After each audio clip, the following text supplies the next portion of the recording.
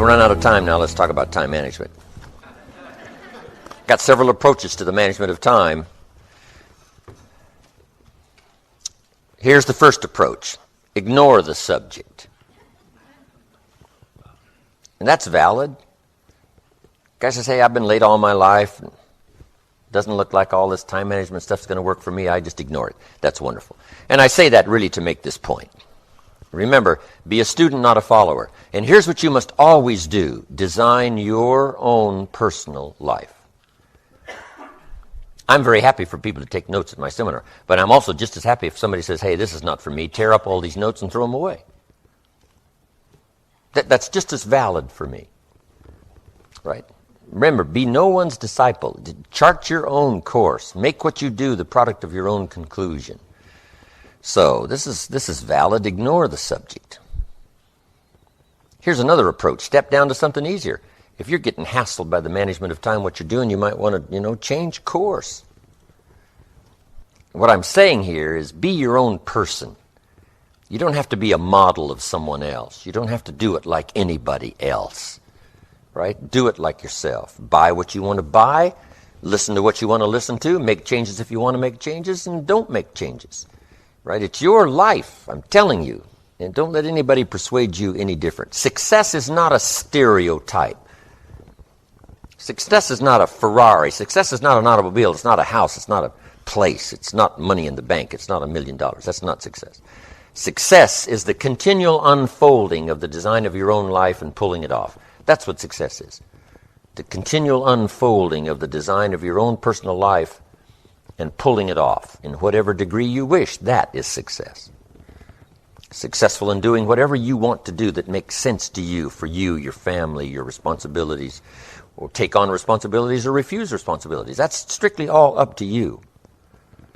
We've been given the power of choice. Every life form except human beings operates by instinct in the genetic code. It has no multiple choice. Only humans have multiple choice. In the winter, the goose flies south. Why? Because he's a goose. Can't fly north, couldn't fly west. If you said to the goose, it'd be better to go west this year, he ignores that advice, keeps on flying south. Why? Has no alternative, has no other way. He is only driven, all life form is driven by instinct in the genetic code except human beings. Now, why not human beings? Because, here it is, we've been given the dignity of choice. We're not like a robot. We're not stuck like a tree, using up all the nourishment, nothing left, now you die because you can't change location. Not true. Humans can go north, south, east, west. Humans can change, do anything they want to do. We've been given the dignity. But here's what's interesting about all life form except humans. Every life form except humans strives to the max of its potential. How tall will a tree grow? As tall as it possibly can. You never heard of a tree growing half as high as it could. No, that is impossible. A tree grows as high as it can, drives down every root it can, produces every leaf it can, extends itself as far as it possibly can. Every life form extends to the max, except human beings. Now, why not human beings? Because we're not robots. We've been given the dignity of choice. And here's a couple of alternatives on the dignity of choice. To be part of or all of, you have the potential to be. And you got the choice. Do a little to make yourself comfortable and forget the rest, or do it all. And there's nobody here to dictate you got to do it all. That's nonsense. You got to be rich because we live in a rich country. That's nonsense. You don't have to be rich. You don't have to do it all. You can do a little, do some more. Take advice, but don't take orders. Take information, take training, take teaching, but don't take orders from no one that tells you how you need to live and what you need to own and what you need to do. Somebody says, well, you need to be successful. That's a personal choice, being successful. What we teach is the possibilities, then everybody chooses. Take a little, take a lot, do some, do nothing. Ignore the subject. This is why I put this in here. You got to learn to do that. Abraham Lincoln said, since I would be no one's slave, I will be no one's master. Excellent philosophy. If a guy says, hey, I'm soon cashing it in, I'm heading for the mountains. I'm going to live in a little cabin, live off the land, and feed the squirrels. If he goes and does that, guess what? He's a smashing success. Why? He's doing what he designed to do and went and did it and pulled it off. You can't say, no, that's not successful. That is the epitome of success, is giving a design to your life and go pull it off, making progress in that direction that satisfies you. If it doesn't satisfy you, make alternatives and you change. And if you get some better ideas, sure, you may follow someone's suggestion and ideas, but not orders. Design your own life like you want it that will fit. Now, if you take on some responsibilities, now you got to consider those. Yes, you can ignore your responsibilities, but you won't feel good about that. Guess what the old prophet said? Some things that taste good now in the mouth turns bitter later in the belly. So you don't want to sacrifice. We all must suffer one of two pains. Regardless of your choice of lifestyle and what you want to do, we must all suffer one of two pains. The pain of discipline or the pain of regret.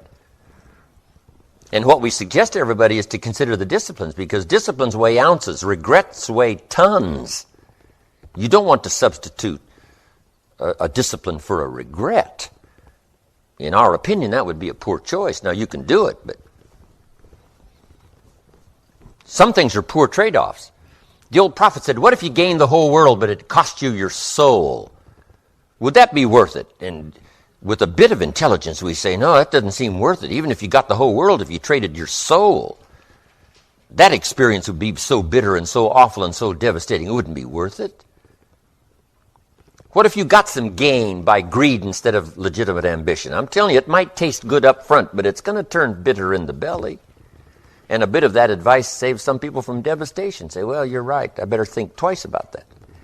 So we must confront all laws, spiritual laws, agricultural laws, basic laws, fundamental laws. We must confront all of those. But you still now can design your own life. A little, a lot, go east, north, south. Okay.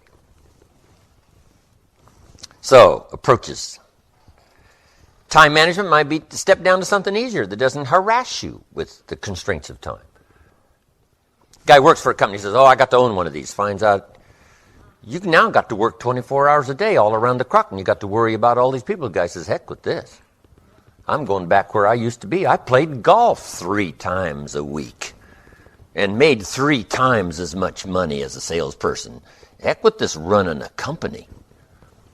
That's the deal, right? Don't put yourself in the straitjacket of something that's not to your choosing and not to your liking. Now, if you really want the prize, to become a multi-millionaire and run a company, fine. Then you got to pay the price. But hey, it's strictly up to you. There's no requirements here. Where is it written? There is no law. The key is to try to design your life. Yes, you might try something and say, this cost me too much. I'm away from my family. I'm gone. So, this is valid. Little girl said to her mommy, said, Daddy never plays with me. He comes home and he's got this briefcase and he disappears and works on his papers and tells me to go to bed. And she tried to explain, said, look, your father loves you very much, but he's so busy at work. He can't get everything done. He has to bring it home. She said, why don't they just put him in a slower group? Not a bad idea. If you haven't got time for your kids, you should consider a slower group. It's not the money. It's not the success. You got to make sure everything works. Not something at the expense of everything. And this something at the expense of everything turns out to be too costly. Life in its best and most fulfilled, I think, is a balancing act to make everything work. A mother's got the challenge. A father's got the challenge. And all of this in balance, it's, even the tug of war and trying to make it work as husband and wife with, little different concepts. Guy's a baseball player and gets $4 or $5 million a year, and his talent takes him, 185 games, whatever the games are that they play. That's a pretty tough one to do, gone most of the time. Should he go where his talent leads, or should he work at the bank from 9 to 5? It's a challenge.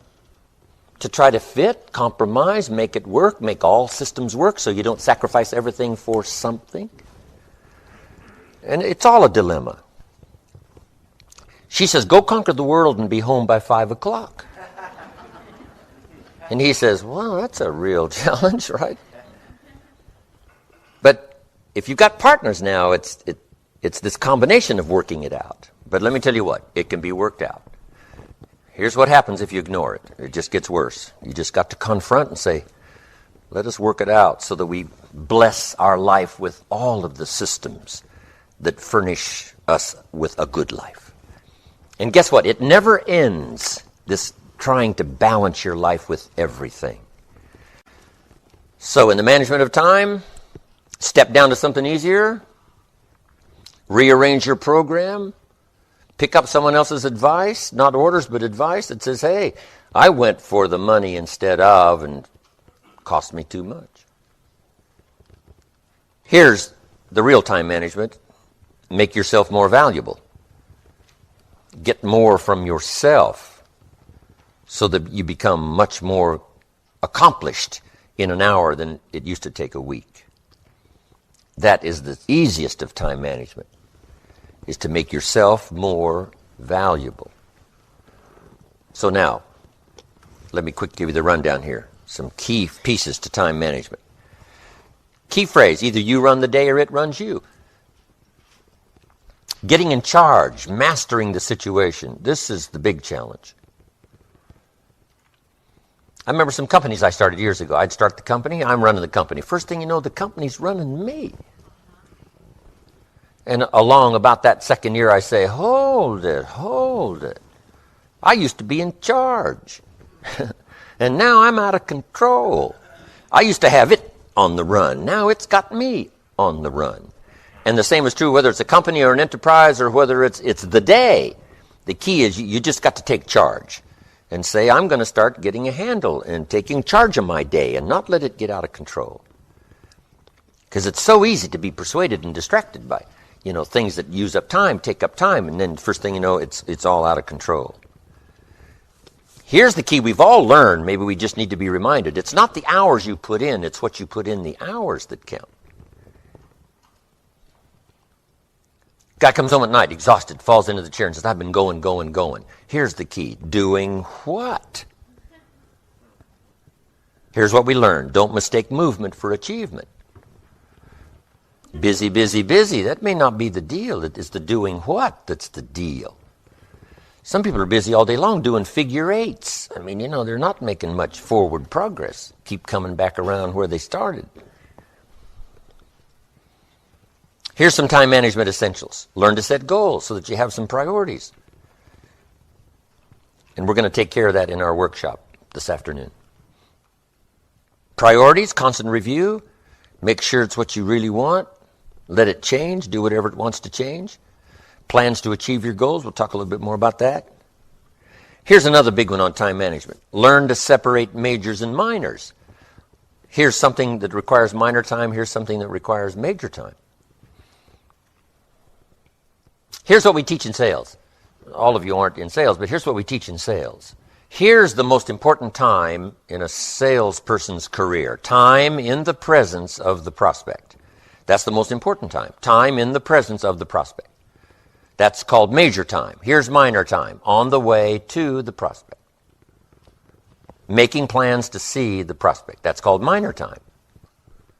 In the presence of the prospect. That's major time. Keeping files on the prospect. That's minor time. Thinking about prospects and how it's going to go in the future. That's called minor time. Here's major time. In the presence of. So you've just got to arrange your sales career so that most often you're in the presence of. Not on the way to.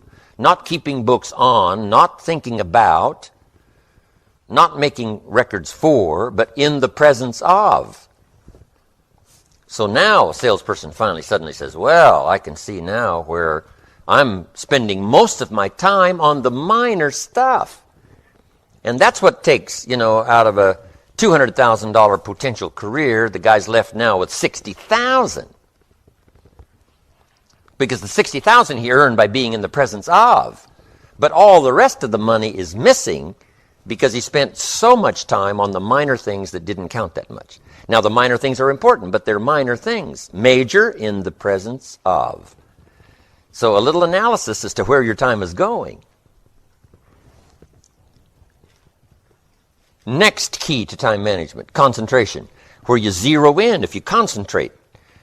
Many times it takes a lot less time when you concentrate than if you get distracted, and it takes a whole day because of the distraction. But if you concentrate, it could take an hour instead of a day. It could take a few minutes instead of a half a day. Concentration. I used to give that illustration. I read this little article in Reader's Digest. It said, wherever you are, be there. Concentrate there. I used to try to design my day in the shower. And, I'm not even awake yet, and I'm trying to write a letter. What I finally learned to do is enjoy the shower. Don't start the day till you get to the work. On the way, enjoy the way. At breakfast, enjoy the breakfast. Some guys in business, right? They're already at the office at the breakfast table. The key is to be at breakfast with your family at the breakfast table. Plenty of time to do the business when you get to the office. You can't compose the next letter eating your cornflakes. Now you got to concentrate on your family, right? Wherever you are, be there. Concentrate there. That's a key. Next, learn to say no. It is so easy, especially now in a social society, to just, be pulled everywhere with social obligations. You say yes, yes, yes, yes. And finally you find yourself so overloaded with your calendar that it eats up all the time. So learn to say no politely. It's easier to say, I don't think so, but if that changes, I'll call. Than to say, oh, yes, and then try to figure out ways to make the call and not to make it. One of my colleagues says, don't let your mouth overload your back. Because it's easy to just obligate, wanting to be nice, wanting to be pleasant, wanting to please, right? Just pulled in too many directions by saying yes too easy, too frequently, and find yourself in a box. Now here's a big one on time management. When you work, work. When you play, play. Don't mix the two. Here's the big one. Don't play at work. Here's why. Work is too serious. 6 days out of 7, those numbers alone make it what? Serious. Guess what economics is? Serious business. Economics is a serious subject because you're trading part of your life for being economically sustained and providing protection for you and your family for generations to come. This is a serious deal. The one place you don't horse around, fool around, it's at work. At the bar, yes. Somewhere else, yes. At work, no. Just establish that reputation that you don't fool around at work. Yes, a little pleasantry, and yes, a little story. Yes, to relieve the tension, whatever. But you just don't play around at work. You got to consider work like the farmer in the spring. He can't play around. He's only got a short season, and you can't go distract him and have him play around. This isn't play time. This is work time. Trying to plant a straight row, get everything right in the short season we got. This is no time to joke around, play around. So, develop that reputation, not just for other people, but for yourself, for your own self-esteem that says, when you work, you work. So don't play at work. Now here's the rest of it. Don't work at play. I used to be at the office saying, I got to take my family to the beach. It's been so long. What does my family think? We got to get to the beach. We got to get to the beach. So I'm thinking beach while I'm at work. Now I get to the beach with my family. I'm thinking, I should be at the office. I should be at the office. What am I doing here at the beach? Now my family's been out of shape. Because yes, I'm at the beach, but I'm also at the office. So here's what I learned to do. At the office, be at the office. And at the beach, be at the beach with your family. Don't mix the two. When you work, work. When you play, play. So, in doing business around the world, we work hard and we play hard. My friend Bailey has a birthday. We all fly to the Waldorf Astoria in New York and have a 3-day birthday party, cost $250,000. When we play, we play. Waldorf Astoria said we've never seen anything like it, which was our intention. So when you play, play. When you work, work. Next, on time management, analyze how you are and see if you can at least be covered. If you're not good at something, get somebody to take care of it. instead of, delaying all the time trying to do it yourself. If you tried to balance your checkbook for about a year or two, that's long enough, right?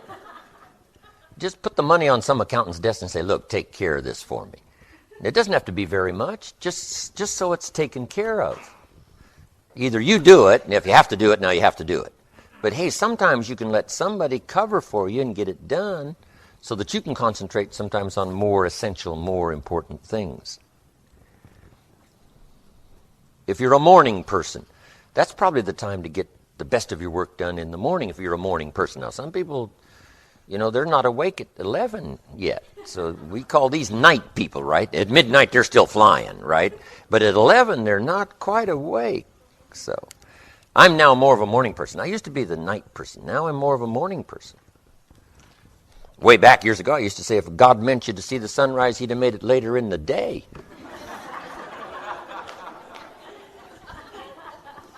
But now I love the mornings. The mornings are fresh and clean. Unique thing about starting the day in the morning, you haven't messed it up yet. The whole day is fresh and clean. Guess what you have in the morning? A clean page. Let's see. I don't want to mess this one up. Let me make some plans here to make this an extraordinarily good day. That morning time is very unique if you become a morning person. But whatever you are, just analyze how you are. Whatever you're not good at, see if you can get it covered.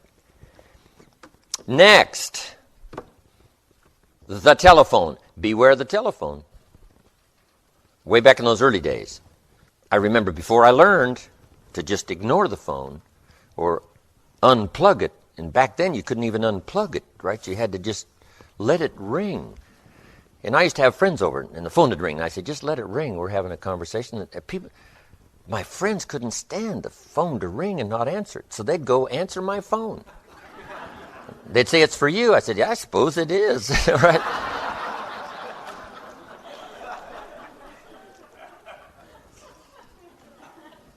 But here's the key. With all the new stuff now, here's what you got to do at home. You got to shut everything off and have dinner with your family.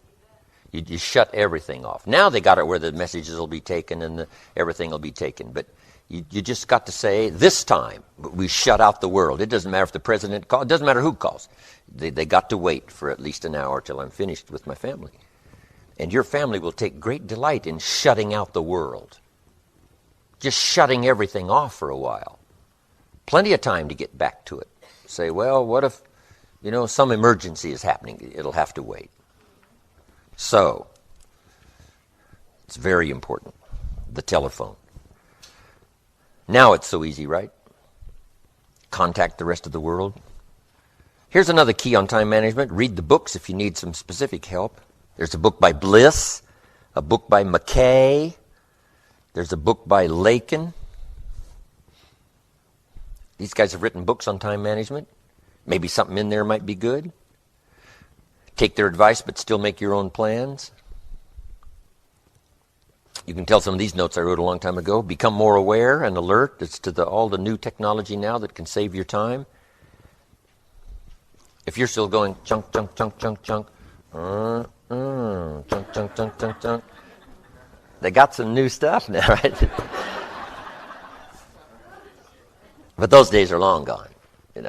It's even a poor illustration now because kids don't even remember. What does this mean? Chunk, chunk, chunk, pull the lever, right? They don't exist anymore except in museums. But become alert to all the stuff that's available, right? To save your time.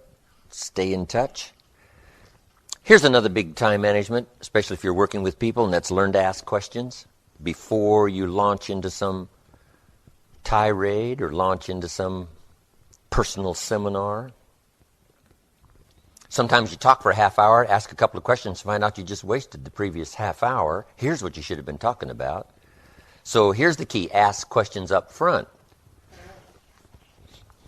John isn't making sales. Say, hey, call John in. I'll tear him a new page. Say, well, before you do that, we better ask, why isn't he making sales? Someone says, well, he's not getting up early and getting out in the marketplace. Says, get him in here. I'll teach him some get up early stuff. Well, before we do that, we better ask one more question. What? Why isn't he up early and out in the marketplace? So we call John in and say, hey, John, it's got to be something personal. You're not up early. You're not out in the marketplace. He says, yes, I never thought anyone would ask. You just ask, right? What is it? Rather than launching into something, save the time, ask the questions up front. Now, here's one more tip on asking questions. Sometimes you don't find the problem until you go 2-3 questions deep. Because most people don't just blurt out what's wrong first question. Most problems are 2-3 questions deep. Right away, somebody wants to know if they're not going to, tell their problem to someone that doesn't really care. So you got to establish some identification. Then somebody's willing to disclose. Kids are like that. Say, how's it going? Say, okay. That's okay doesn't sound right. That doesn't ring right. Something tells you what isn't okay. So you got to have the next gentle question, and then the third gentle question, and finally soon they say, yeah, here's the real problem. Learn to ask questions up front. Key. Now, here's the last subject on time management. Learn to think on paper. We talked a little bit about solving problems on paper. What's the problem? 3 questions to ask. Let me give you some more ways to think on paper. Number 1, I keep talking about it around the world, keep a journal. And you've just got to design your own journal. I used to have 3 journals, one for business, one for personal, one for a book I was writing. That was too complicated. Then I tried 3 colors of ink. Blue means this, red means this. I got rid of that. Now I just fill one up and then fill another one up and fill another one up. Personal ideas, a little bit of diary, and that's all it is. Here's what a journal is. A collection of your notes and a bit of a diary and what's going on in your life. It's just a way to capture in a bound volume. Now, I used to keep notes on pieces of paper, torn off corners, backs of old envelopes, restaurant place mats thrown in a drawer. But guess what? They didn't serve me well. It was okay for the time, but now trying to find something or going through it, it's not enticing. So then I learned finally to start putting it in a journal, a bound volume. That's a little more enticing on a winter day to just sit down and go back through your journal. But to go back through all these papers, unless you punch holes in these papers and put them in a loose leaf book, right? Because maybe they're important, you want to keep the paper. But sometimes when I'm off somewhere and I don't have my journal, I'll jot some things down. When I get back to my journal, I'll put them in here, throw the paper away. Right? Just little ideas like that. And you just have to decide whether you need a big one or a small one or a light one or an easy one. But just go. Just start keeping more record of ideas that come your way. And whether it's a recipe or an idea, whether it's a colossal business idea or, the schedule for the next few ball games that are coming up. It doesn't matter what. Just load stuff in here and then just load up another one and load up another one. You will be proud someday you kept these journals. It's one of the treasures to leave behind. Let me give you those 3 treasures to leave behind. Number 1 is your pictures. Take lots of pictures. It only takes a fraction of a second to record the event or to lose the event by not taking it. Take lots of pictures. I go to Taiwan the first time. I got 1,000 in my seminar. Guess how many cameras? 1,000 cameras. They all bring their cameras. Everybody. Want to take pictures. Here's my new American friend. Here's my new American friend. It takes me longer to do the pictures than to do the seminar. Because everybody wants to record it. Everybody wants to record it. It's so easy to record it, but it's so easy not to record it and lose the little bit of tangible evidence of the occasion. So, to leave behind, remember the old photographs that tell the story of a couple of generations ago? The old photographs, how precious they are, how valuable they are, because there aren't that many. So now you change all of that and leave the next generation and the next generation, children, grandchildren, with plenty of photos to express the events and experiences that you've had in your life. Pictures. Next, you leave behind your library. The books that changed your life, the books that restored your health, the books that saved you from oblivion, the books that restored your self-esteem and your dignity, the books that taught you spiritual ways, the books that helped you become wealthy and powerful. Leave all that stuff behind. Make sure your library for your children is more valuable than your furniture. I said, yes, I like to have Papa's chair, but I tell you what I wish for most, his library, his books. Then number 3 is your journals. written in your own hand, ideas that you've collected that have been valuable to you. Pass that on to someone else. My journals are not for publication, never will be. They're for my family, for my children, for my grandchildren. I publish plenty of things from my journals in my 2-day seminars, 1-day seminar, albums and videos and books I've written. But the journals, this is for my family. This is one of my great treasures to give to my children, my grandchildren, my journals, and my library. Hopefully that'll be more important than my couch. Next, a pretty good idea, a projects book. Whatever project you're working on, get a 3-ring binder and keep a little notes on that project and how it's going. When you finish the project, you take that piece of paper out and file it somewhere.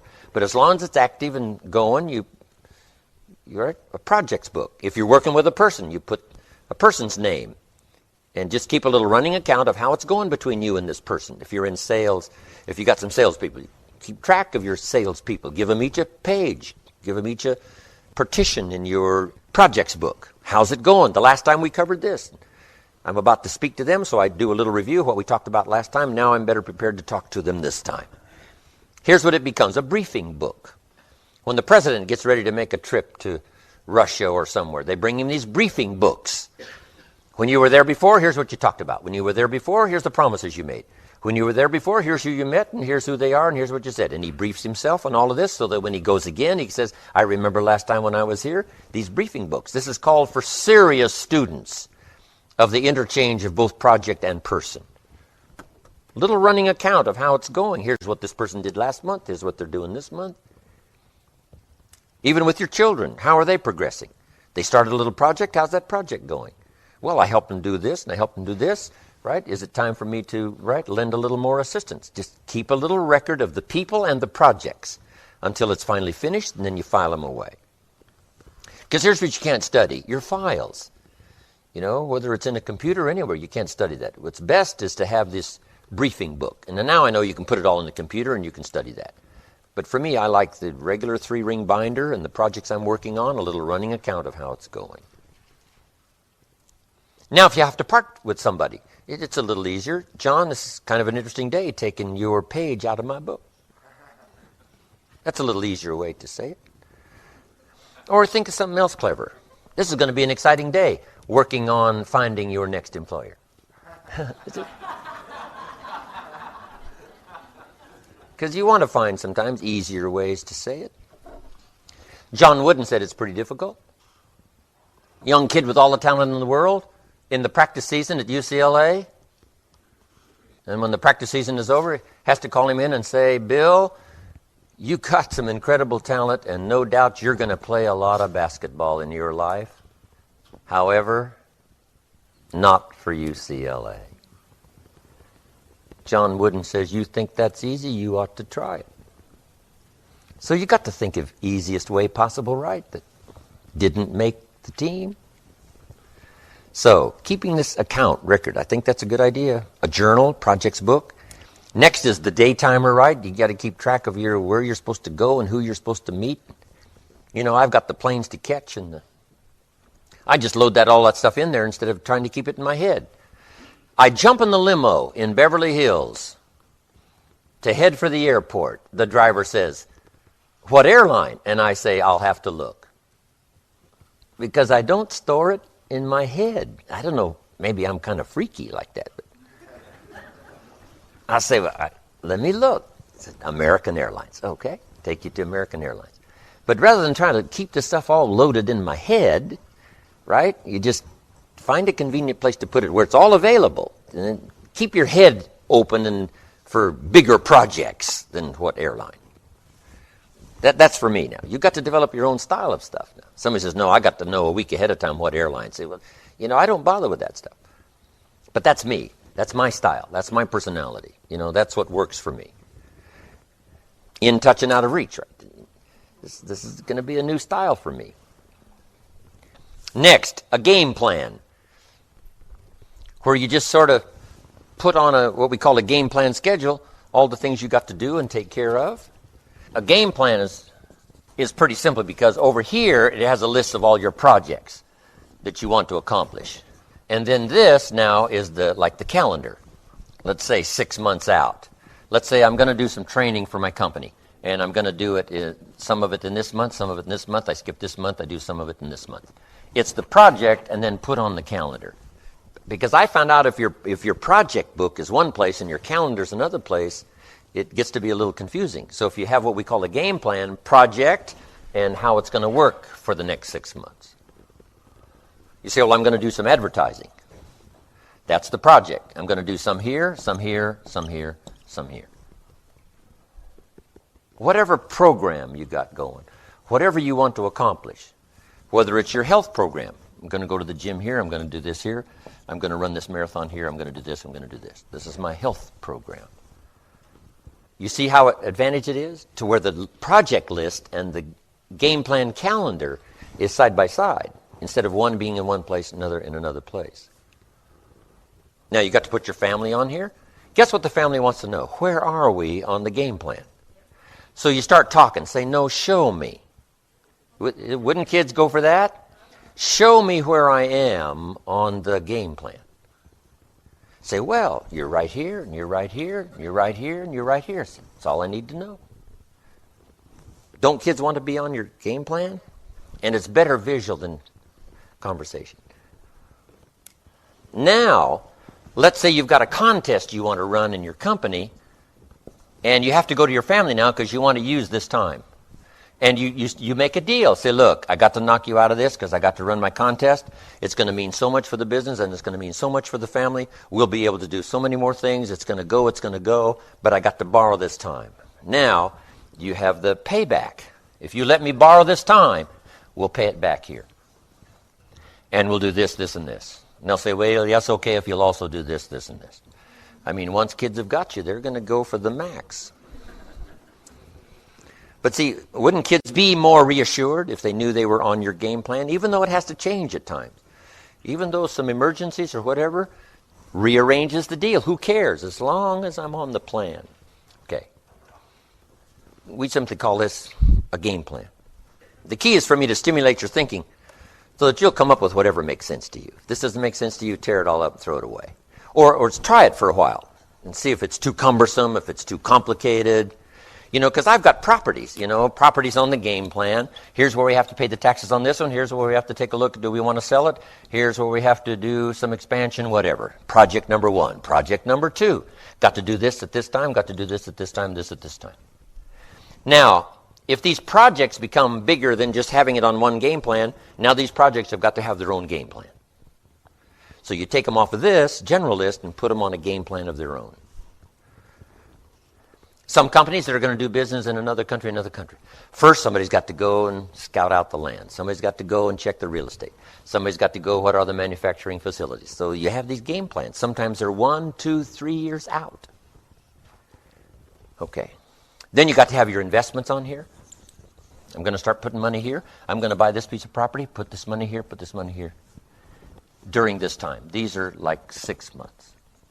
6 months, 1 year, whatever. Game plan, great idea. We've been using it for years and years doing business around the world. Let me remind you one more time about the real essence of life. Life is not just the passing of time. Life is a collection of experiences, their intensity and their frequency. Here's what else your game plan must include. Your lifestyle. Here's where we plan to go. If you don't put it on the calendar, if you keep doing it like I used to do years ago called someday. Here was the other one, as soon as. See, that means almost nothing.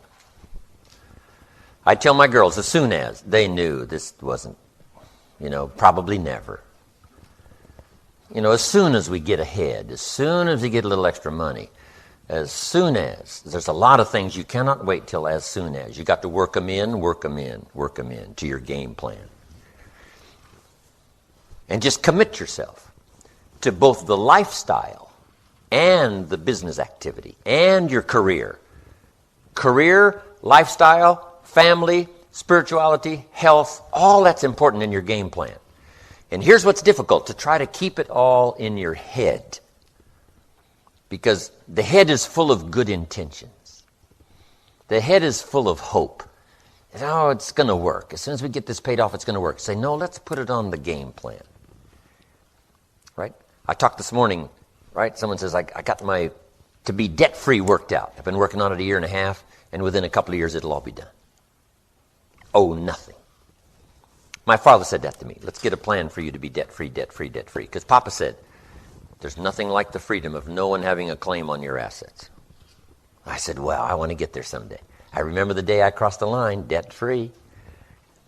My parents left me their estate in Idaho. Guess how many debts? 0. Nothing. Not the automobiles, not the farm, not the land, not the house, not the properties, nothing. 0. Isn't that a bit unusual? But isn't that a bit exciting? Unbelievable for somebody to have that kind of unique consistency in their plan, wanting to leave it debt-free. Don't have to worry. It's incredible. So, you work on a plan for debt-free. You work on a plan for your investments. You get a game plan that'll work for you so that all the bases are covered and the balance is right. Yes, it's going to get out of balance. When you're balancing your time, here's what you must remember. Sometimes you must work around the clock like spring. Round the clock. Why? It's springtime. So a lot of things have to be set aside till the spring is finished or until the harvest is in. Because you can't postpone the harvest while you do some fun things. You got to do the harvest and then some fun things. Okay. Is this all helpful? Wow. I'm excited about sharing, seeing if it'll create some value for you. This is the end of this disc. The program continues on the next CD.